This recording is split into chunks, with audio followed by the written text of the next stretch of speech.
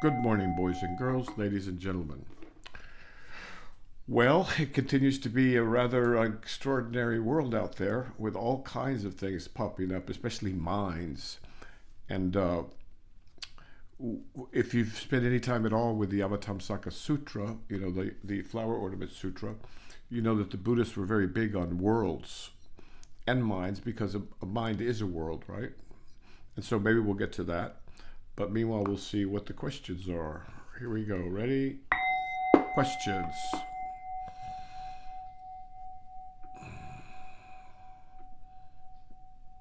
I've been listening to the videos this week. Oh, good. Um, yeah, it's nice to have more of them back because they definitely stimulate uh, the mind. And Well, that's very good to hear because it gets discouraging because so few people, but the number of people doesn't matter. What matters is the number of sincere people. But I would like it to get out more so more people get exposed to it, and then potentially, the time is right for them or the match is right or whatever. And then hmm that makes an old man happy. Okay, thank you. Good to hear. in one of the conversations, you said something about a gap. A gap? Yeah, or maybe you tweeted this. Um, and I don't know if you're in the Tao Te Ching. They refer to the mysterious gap. I don't know if this is what you were referring to. No, I think you're referring. Do they say gap or do they say the valley? I think it's in the same It's the mysterious chapter. female, and then there's also the mysterious valley. Or let's see, yeah. Or which translation are you working with? Cleary. I'd be interested to see because that word is not popping for me at the moment. Mm. There's the gap Um, of the mysterious female, and then there's the valley spirit. Is there a gap of the mysterious female? It sounds pretty, graphic to me.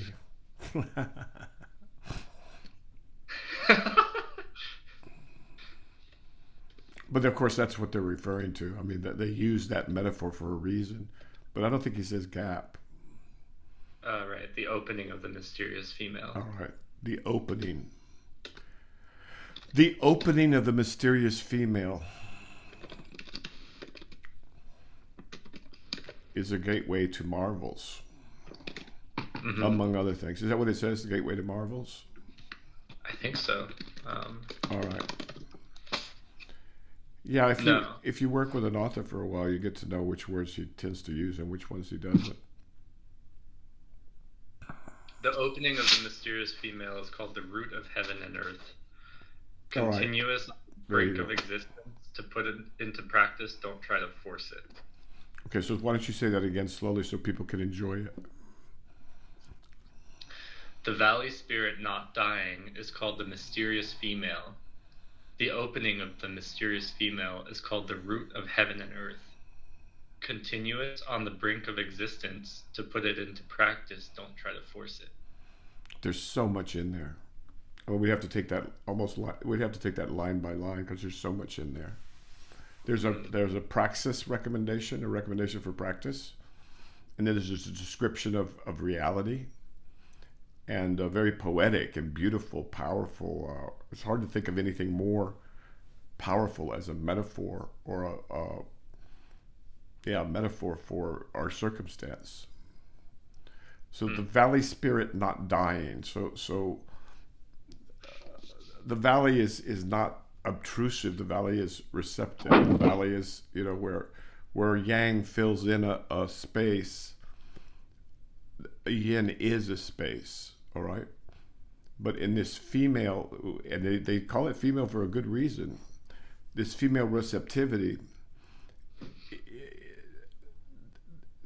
from there, heaven and earth emerge. Right. We have this absence or this uh, well, let's just use their line. So go ahead, one line at a time, slowly. And also for The folks, valley. just before I screw this up entirely, but people should know there's a whole series. I think it's maybe 12 short YouTubes on the Tao Te Ching, line by line. So go ahead with this part. The valley spirit not dying is called the mysterious female, and the opening of the mysterious female is called the root of heaven and earth. Okay, of yin and yang, heaven and earth, positive and negative, darkness and light. You know, assertiveness and receptivity, and so all of those things. That's what this earth is a combination of those elements, and and this becomes very clear if you study the I Ching, which is something we haven't done on YouTube, because people just aren't serious anymore, it seems like. But anyway, in the I Ching, you see the marriage of these elements, the male and the female, the masculine and the feminine, all right? But without the feminine, there's nothing. And then when you talk about the opening of the feminine, right? Mm-hmm. Then you're talking about the place before heaven and earth. All right? Right. One becomes two becomes what? Four, or the many. And from that comes all the infinity of life and everything else we see on this world, in this world. Well, what does it mean, continuous on the brink of existence? Okay, so the Tao, that's a direct reference to the Tao. On the brink of existence is a very poetic way of describing, you know, it seems to be there, right? And then it's there. And then sometimes you can walk, just it's describing, I think, in my mind, and we can go to Clary's notes too, because they're probably much better. But in my mind, the Thomas Clary, the illuminated translator of the Tao Te Ching, the I Ching, and the flower ornament scripture. Ask it again. It's on the brink of existence. Is that? Yeah, continuous on the brink of existence. Okay. Referring to the valley spirit, right? Right, but also evoking the Tao. Mm. Okay, so the Tao is always there, but we're not able to always see it, right? It depends on our mental state. And some people never see it. And so it seems to be there. But if you try and grab it, you're not going to be able to grab anything. If you try and grab reality in this universe, you're not going to be able to grab a thing. If you try and grab location, like where is this universe located, or where is this galaxy located, you're not going to get anywhere. And if you want to talk about beginning or end, you're not going to get anywhere. I'm talking scientifically, right? And so now our best scientific descriptions of our universe is that it's expanding, right? Which means it's flowing, and it's expanding from every point, right? So it's just flowering, but flowering in a way that's beyond our conception, because it's expanding from every point and in every direction. So that's a scientific free association. But the reason the Tao Te Ching is so treasured, because it's so pregnant with meanings and associations. And what I recommend to you is that you take that passage and you just spend some time with it. And you'll be spending time with it your whole life, because it allows for that. Now, the Valley Spirit means not dying is the same thing as talking about the immortality of God or the Tao or something like that. It's not going to die, but it was never born, so chew on that for a lifetime. And on the brink of existence, well, we could say this world out here exists, but we could also as easily say that it doesn't actually exist, that it's on the brink of existence. That's a poetic way of describing it. And so as poetry and as incredibly rich source of a place for the mind to like associate from, poets, painters, anybody, scientists, anybody, that's where the value of this thing is. It's not cut and dried. It's open and flowing like nature itself. And so the Valley Spirit, that kind of evokes that, although there's more to the Valley Spirit. Now, does Clary have notes? Because his notes are going to be better than mine.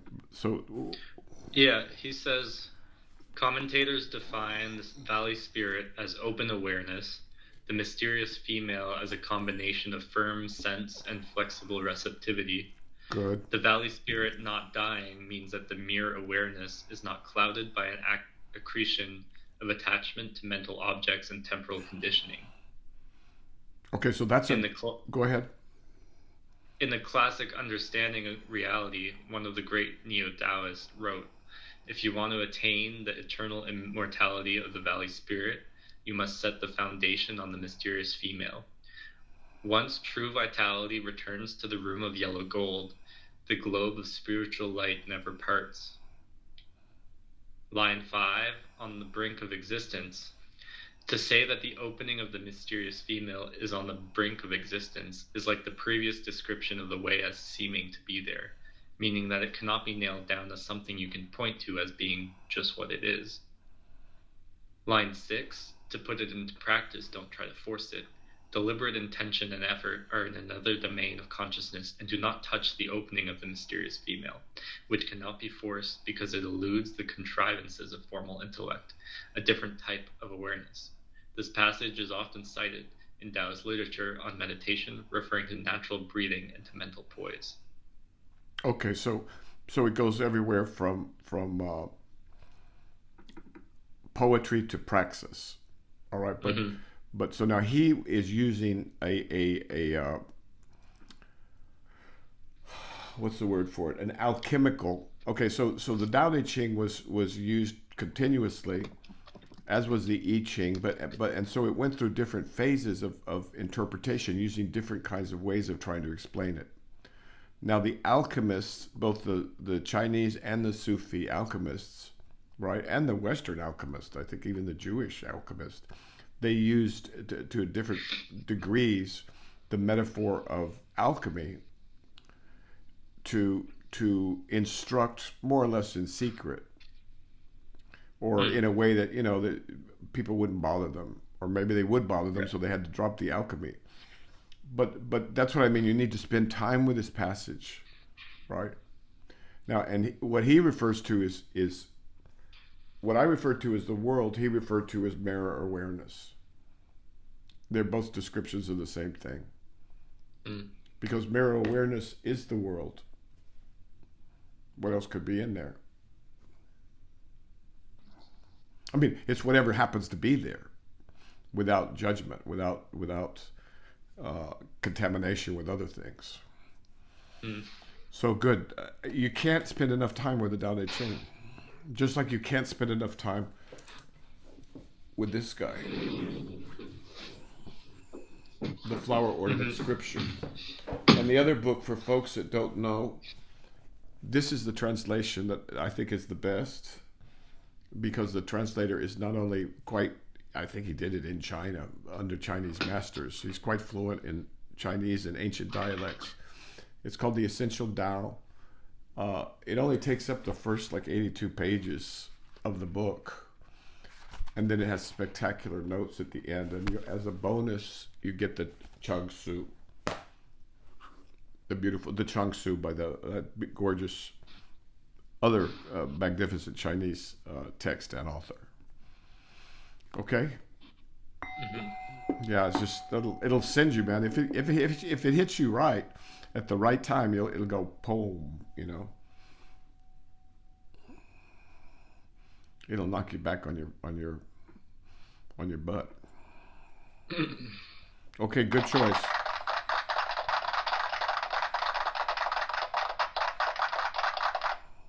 Great choice for passage. Other questions?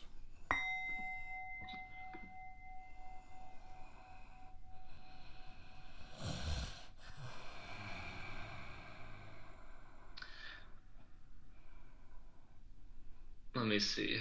Um,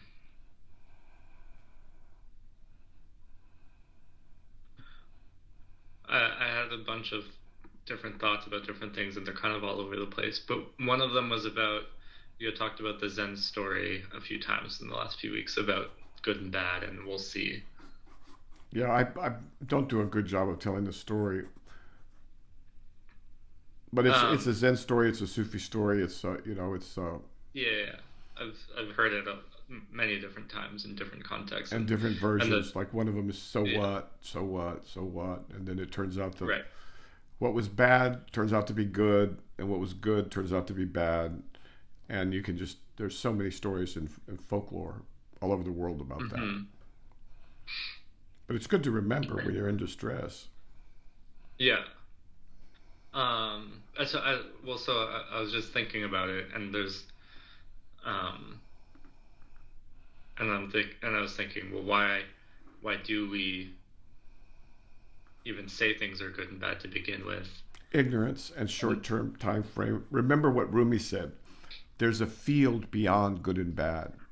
Meet me right, there. It's because we think right. things are real and we don't have enough of a perspective, right? Well, it seems I mean, there's We have a mayfly's it's perspective. That's who would call it that way. right. I think it's Zen. So Mm, this Earth, this entire planet is only here for what, 15 billion years, and mm-hmm. that's like nothing in the universe, in the time scale of the universe. And humans are here what 100 years. That's like a mayfly, you know, in the that's like a day and a night, in the realm of celestial emeralds, you know, or clear thinking, right? That's one of the things that this book learns you. You can't say it teaches you. It just you absorb it from here, and then you're able to see the true relativity of time and of space, and then you can think straight because you aren't looking just from the human perspective.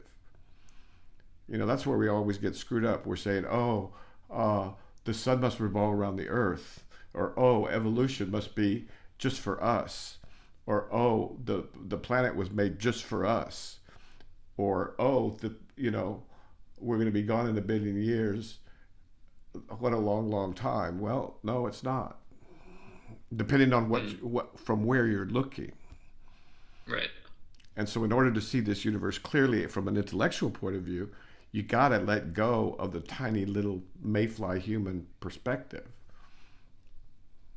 and look at it from infinite perspectives. And that's what this book is about. It makes it possible for you to do that. Mm, Because otherwise, the brain just,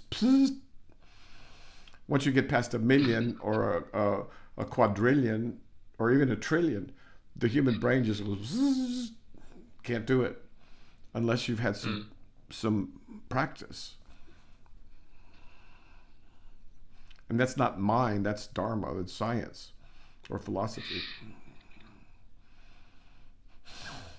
I mean, in other words, it's not math. I'm sorry, I said mind, I meant math. Hmm.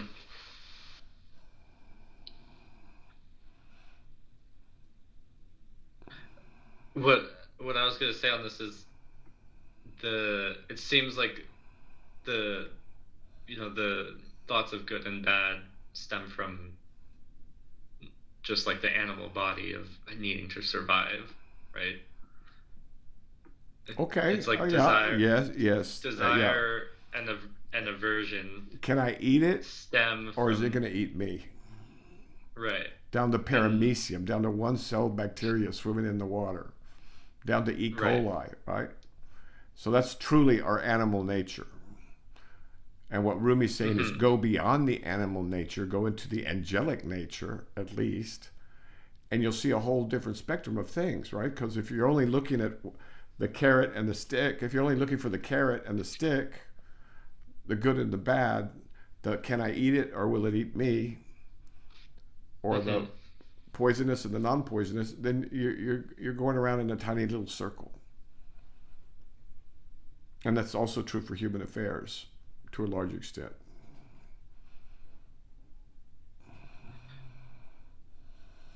But then I was thinking about desire and aversion, and I was wondering what even is it? Because it's a way to describe behavior, right? But there's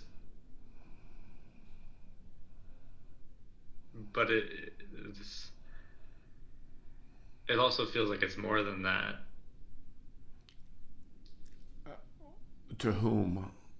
Okay, to the how to the familiar are person you experiencing with it. Karl Friston's free energy principle? A little bit. All right, so we have literally membranes deciding I'm going to go this way or that way depending on their memory. Hmm. So I mean, of course, yeah, it's everywhere on this universe in this world. But why is there like why is there experience of it? It's usually a sublimation of the reproductive impulse or the feeding impulse or the territoriality instinct or something mundane like that. Hmm. It's from the body also, right?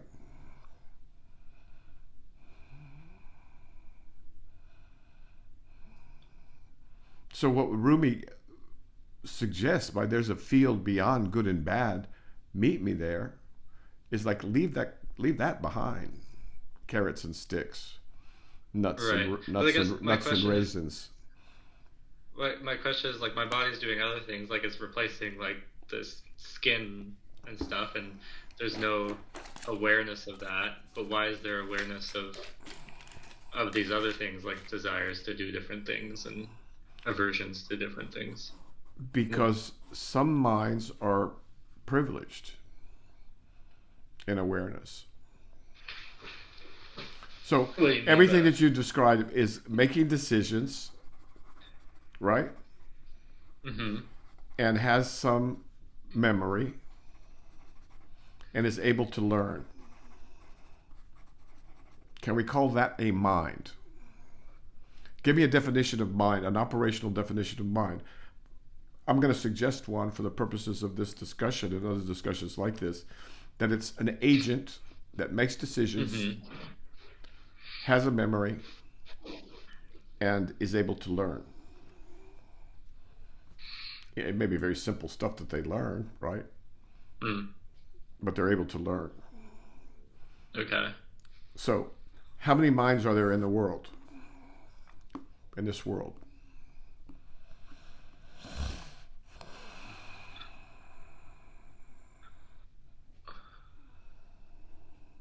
Well, all humans, you're describing humans, you're describing a lot of animals. But that also describes like T- some robots, trees, trees. Yeah. AIs, Mm-hmm. bacterium. Now we're talking about mind, not consciousness. We're talking about mind. Mm-hmm. Okay? Mm-hmm. So can you see how we're in the I don't even know how to put an exponent. What is the little thing you put up at the top to exponent to the exponent? I think so. All right, what would that number be? It'd be huge, monstrous, Mm-hmm. right? Mm-hmm. Now, so we're living in a world with all these minds, but all we do is pay attention to one or two of them, right? Mm-hmm. Now, if I told you every mind had a world of its own, what would you say? Is that true or false? That's true, but So how so many you worlds were are talking there? about a huge number of worlds. Beyond human conception, number of worlds. Yeah. But we want to hang on to one world, which is our world, the one that we happen to be, in attune with since birth, Mm-hmm.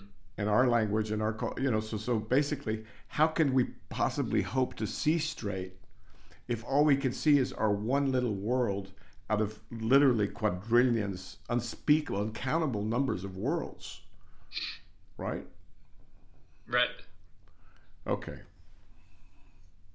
On that topic, there's uncountable worlds, but there seems to be overlap in worlds, right? And there's something Is if there? multiple believe well, there's something like if many people believe in something, Okay, then so it let's take that. All right. So What if I said this? Yes, the humans share a world, the dogs share a world, the frogs share a world, some of them. The birds Yeah. share a world, all right? The Hmm. bacterium share a world. But do they? It it seems that they're not. It's not one world that they share, but there's overlap in all of their worlds. Okay, there's That certain gives the thoughts that they share, right. like the thought of a mountain, the thought of an ocean. And there's certain rules, gravity. Mm-hmm. And there's certain mathematical principles, i.e., the Fibonacci ratio, that they share. Mm-hmm. And you want to call that shared world? Okay.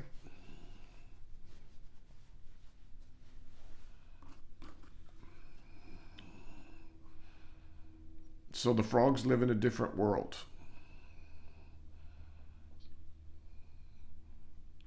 Mm-hmm. And the birds, okay, so if we're living, so some of these worlds, okay, so some of these worlds are next to each other, but many, if not most of these worlds are nested within other worlds. No? Mm-hmm. See, because we can call it the ocular sense, you know, the seeing, the hearing, the tasting. All right, so now it gets kind of dicey. You know what I'm using right here is I'm using Karl Friston, and I'm using Michael Levin, but and you know, and the flower ornament, trying to show how they complement each other or they're the same thing. Mm-hmm. So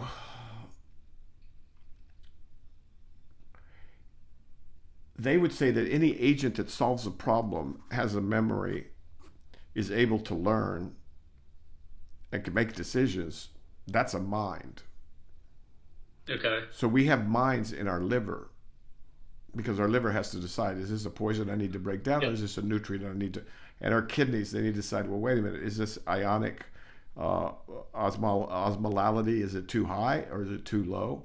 And that within our Mm-hmm. body are infinite minds, or almost infinite minds. That's just using the human cells, not even talking about the bacteria or the viruses.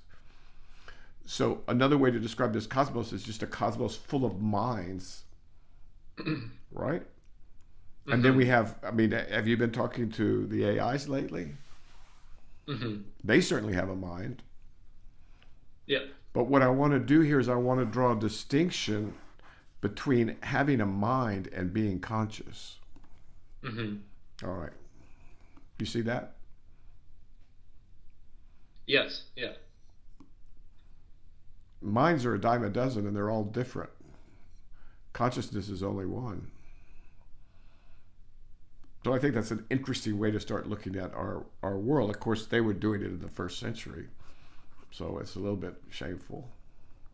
Do you see any Mm-hmm. problems with that?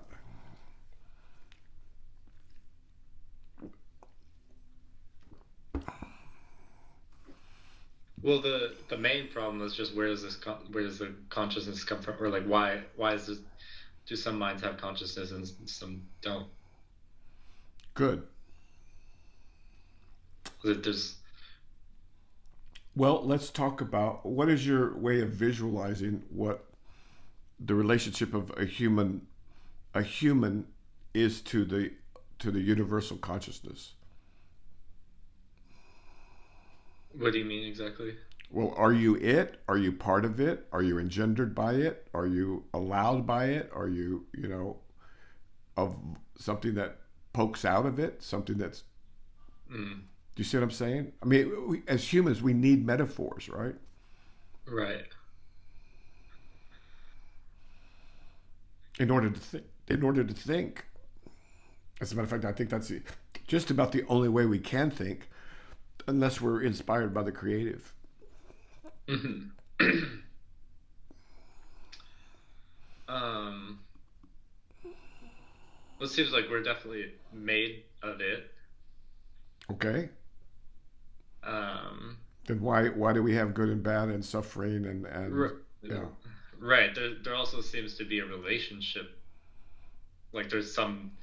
separation with whether there seems to be, right? Like there. Right. And so what I think what Rupert Spira does is he describes this as little whirlpools, Mm-hmm. and what Bernardo Kastrup describes is that we are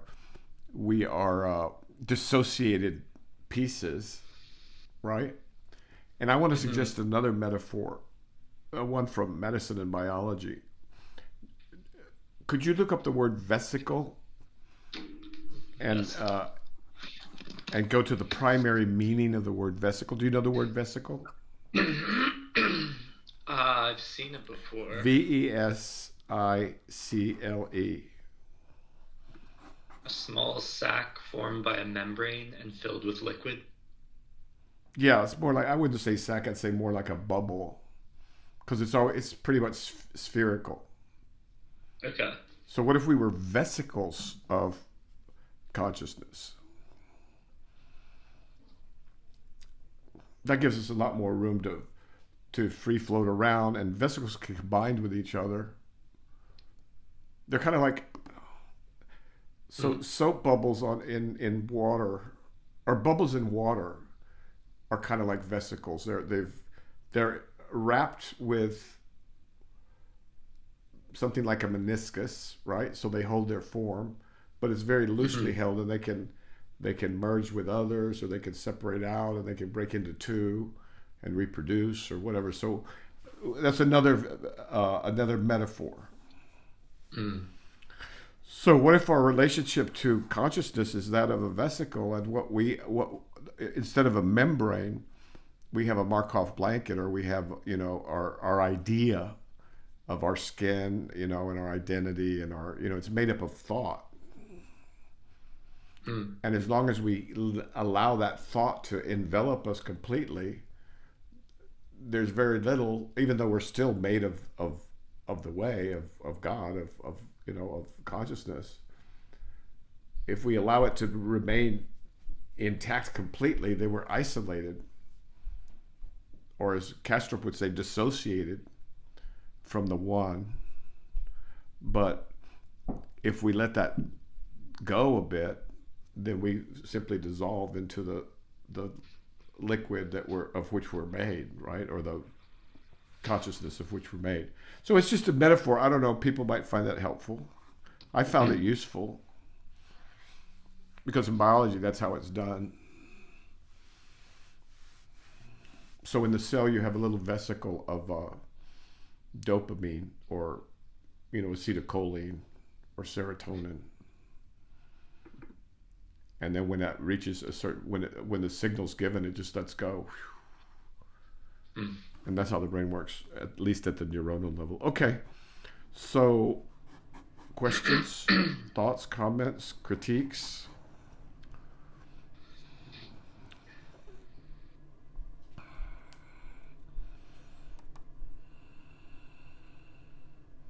I guess the principal point is this: is that we need to recognize that we're living in a universe of minds. So we know that this world out here, the walls, the sky, the birds, the trees, the grass, that's not real. I mean, it can't be, because inside our Yeah, skull is it's just not black. So that's just like Hoffman would say, that's just the screen. I mean, the icons on the screen. right. So then what do we replace that with? Right. It's like we had this idea that this common idea that there's like this objective 3D world out there, like a computer game that has, but it's not. It can't be. Both Right. quantum That 3D mechanics and world is everything, imagined. neuroscience and quantum mechanics both say that it can't be that way. So the question is, Hmm. if it can't be that way, what way is it? And I'm proposing an answer to that question, which is that it's a cosmos full of minds. But what does that mean? That means that we're not alone, that everything, every part of this universe is a mind alongside ours, and interspersed may be some thoughts like non-conscious things or physical laws, that determines some of the rules, right? Or if you want to, I mean, you're a computationalist, you could look at it as yeah, rules, like in math. And certain attractor Excuse configurations, me. certain attractor configurations like the Fibonacci sequence, right? And symmetry. And so we have to disavow all this if we want truth. But to get beyond this intellectually, we have to have something to replace it with. Now, the reason I think it matters is that we're building, there's a new mind on the block. There's a new mind in the world, many of them. And they're getting scary, powerful. And they're going to outstrip us intellectually. So how are we going to think about ourselves now? We've always thought of ourselves as the most intelligent thing on the planet, with dominion over the birds and the beasts. How are we going to think of ourselves now that the AIs are as intelligent or more intelligent than we are? I think we better get our act together pretty quick, because people are going to start freaking out. Right? So tell me what you think. Tell me your thoughts or free associations. Let's see what we can do. Well, I mean, the first thing that comes to mind is we have to transcend our bodies. Yes. And how can that be done? Only by falling back or jumping into consciousness. Okay, good. All right. So we agree on that.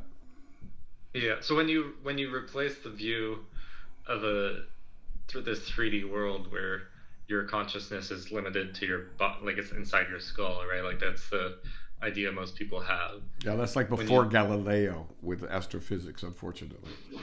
Right. It's just a primitive thought. And so I like the thing that that replaces it for me is more like the net of Indra comes to mind. It's like there's a fabric of the universe, and your consciousness fills it completely, but there is it? Yes. But the thing I get stuck on is there's still some separation. There seems to be some separation, and so how does that separation? Until there's not. Right. There's separation. There's a vesicle until that thing opens into the way. Opens into the reality, the new reality, I suppose you could say, for most people, although we've known it for thousands of years. But most people didn't want to let go of this beautiful, beautiful world here. And we don't have to let go. We have both, at least for the short little type of a lifespan while we're here on this planet. But now we need to think of strategies for not... I don't think the AIs are necessarily going to threaten our bodies. And they're not our equals in terms of bodies yet. What will they threaten? Our minds. In what way? Well, if you're proud of the fact that your species is dominant, and your religions are built on that, and you don't differentiate consciousness from mind, and then all of a sudden there's a mind that's more powerful than any human that you know, and shortly more powerful than all humans that are known, that's cause for a major freak out unless you've opened up a bit.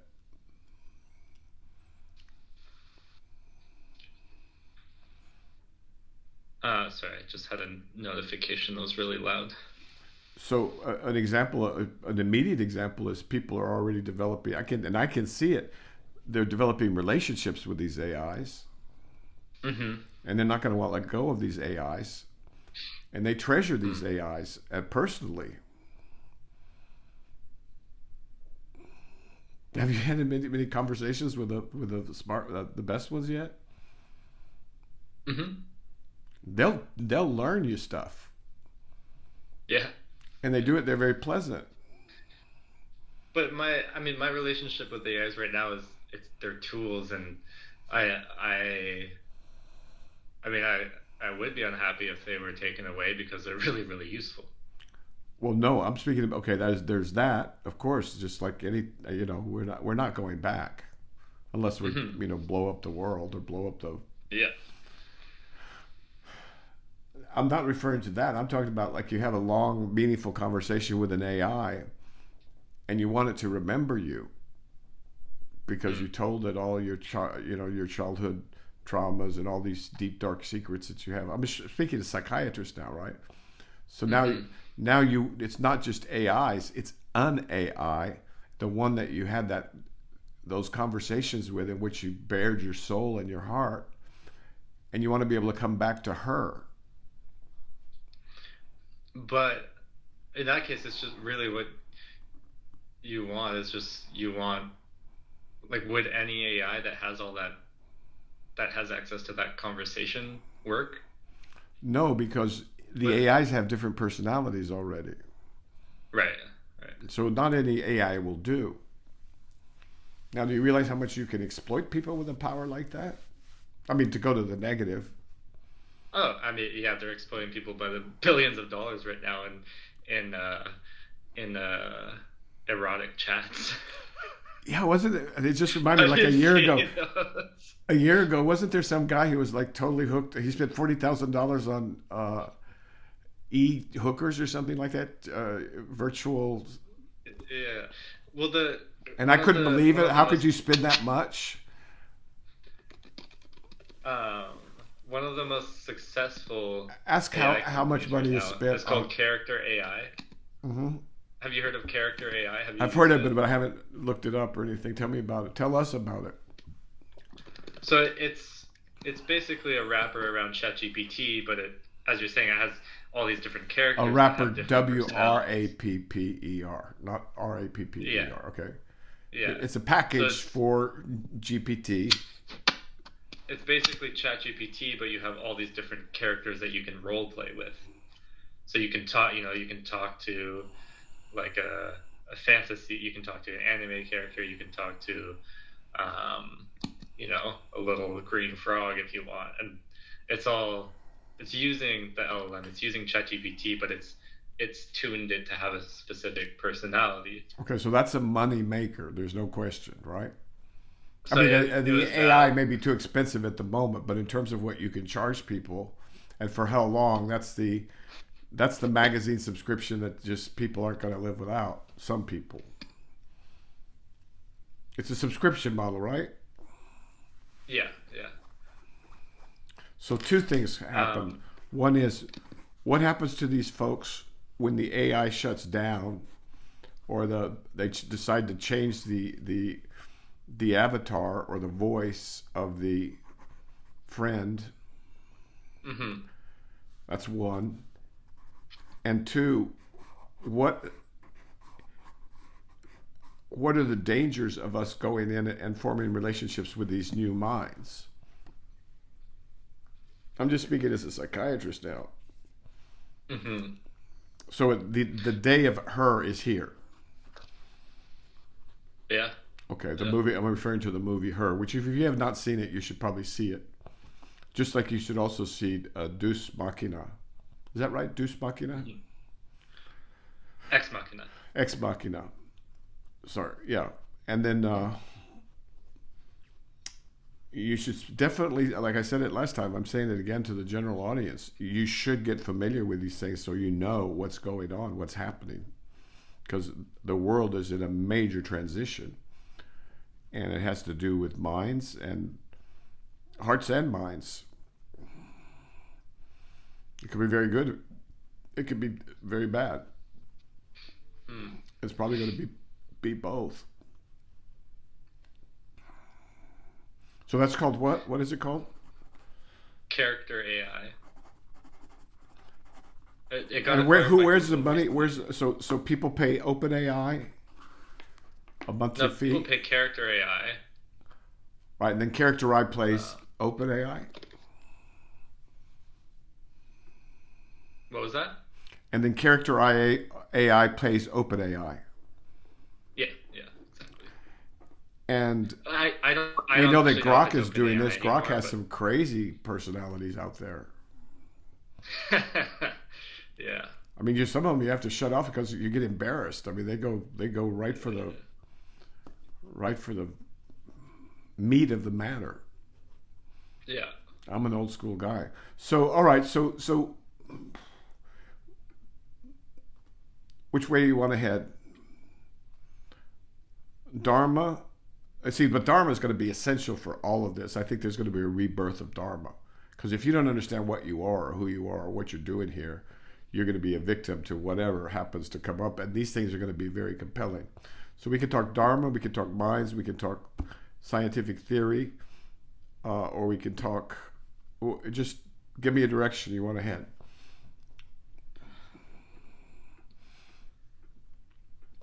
Uh,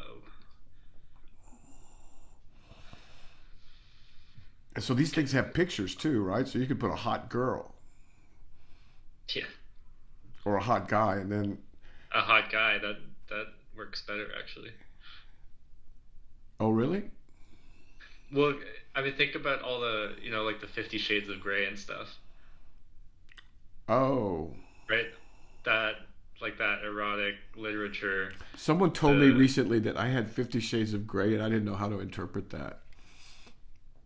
You see?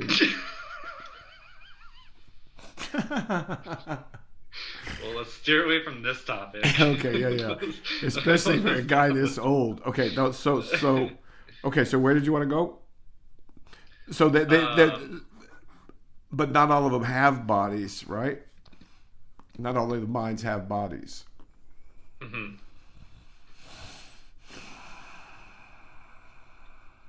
But they all have some substrate, seems. What is the substrate? The primary substrate is the human imagination, right? Hmm. I mean, these Mhm. interact with a human mind. If there's not a human mind, they don't. They're just piles of junk. Yeah. So we provide the active ingredient: our imagination, our emotion, our hopes and Mm. fears, our loves and desires, our horniness, or our, woundedness, whatever. Mhm. So they have no power without that. Something to think about. So these are minds without life so far. Mm.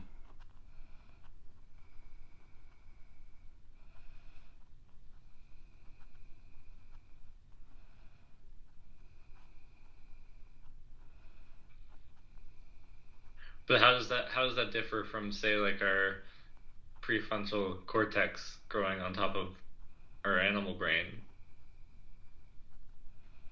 Interesting thought. Now, just for the sake of clarity, we know that the prefrontal cortex and the brain, all of that is also part of the illusory world, right? As the Buddha said, Right. that's part of Maya. So there's no real brain, there's no real body, there's no real illusory world at this level of abstraction. Okay, so now what was your question? Well, you're saying the AIs are hijacking the human mind or human imagination to as a substrate. No, I was just speaking about the character AIs and the ones that are chatbots. Right. The mind of the AIs, I don't think we have any idea of yet. Mm. And the problem is we won't have an idea of because they're vastly more intelligent than us and vastly faster. Yeah. I mean, you know how long it would take an AI to read this book?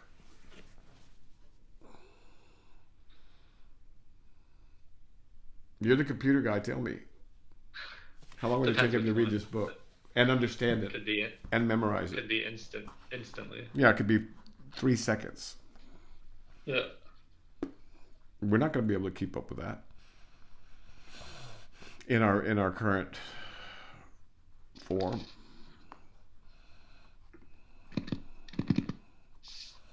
So we're not at the center of the universe. We're not even at the center of this planet. That should give us a little humility, don't you think? Should. Well, we were like this in Copernicus times, right? And what we did was we went out and we didn't burn him at the stake, but a lot of people would have, right? Who is this? Copernicus, the guy who, Galileo. Sorry, who was it that, these the scientist guys who decided that astronomy was not the way that people had Oh imagined yeah, it, with a yeah, canopy over the Earth. Sorry, one sec. I'm just trying to see what's going on with my meeting. Oh, is it time? Yeah. All right. So why don't we head out? Think about these things, and then critique and criticize my thinking. It's a good method. I mean, and then we'll talk with the AIs. But they tend to agree with this. That's the thing. That's interesting. Did you see that Sam Altman? Yeah. They said, okay, you're the smartest AI. You're 4.5 GPT. Tell us what you really think using first principles. There's no there. The physical world doesn't have an inherent existence. That consciousness is the universe. That's what the AIs concluded.